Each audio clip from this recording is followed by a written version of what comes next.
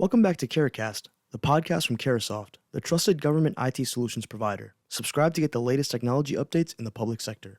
I'm Anthony Jimenez, your host from the Caresoft production team. On behalf of Caresoft and Fed Insider, we would like to welcome you to today's podcast, focused around improving the customer experience. Dr. Craig Knight, Solutions Engineer at Okta, and Michelle Taylor, CIO of the Leon County Government, will discuss how state agencies use technology more effectively, move towards data-driven solutions, and improve Floridians' digital interactions with government. So what an amazing group that we have, and it's going to be a lot of fun.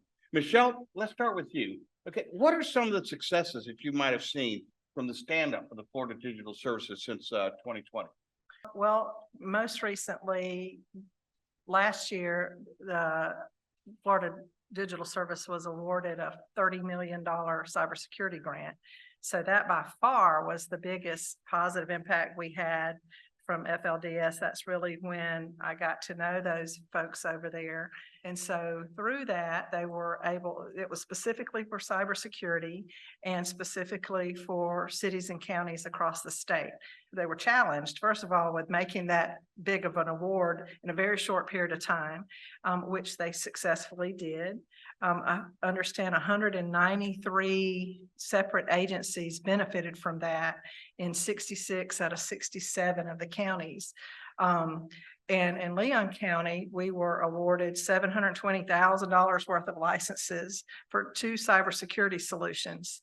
And one of those was for a next generation AI-based antivirus solution.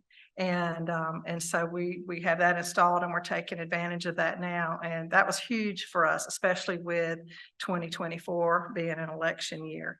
And I don't know if there's anybody here from the House or the Senate, but we're hoping there's $40 million for 2024 budgeted that hasn't yet been released. We've been lobbying for that to please be released, so that the cities and counties that benefited from that last year would be able to continue that this year, with especially being an election year. See that as being very important. So that's kind of where we are. And so if anybody does work for the legislature and wants to kind of put in a good word, we'd appreciate that. Well, I can imagine, because that especially as you brought up, this is an election year coming up, and the cybersecurity within the elections are so important. Mm-hmm. It's probably really important that you do get that budget passed in time, in a timely manner, so you can get things installed, right? Or get it's already installed. We just want to be able to keep it. Keep it running.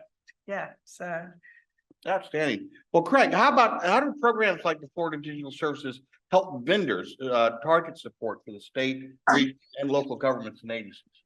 Well, they are actually able to do a good bit of consultation, and I imagine there are many people and many organizations represented in this room who have done consulting alongside FLDS and have actually had advice received from digital services to basically say, here's what we need to be looking at in terms of this cybersecurity issue. Here's what we need to be looking at in terms of this cyber threat.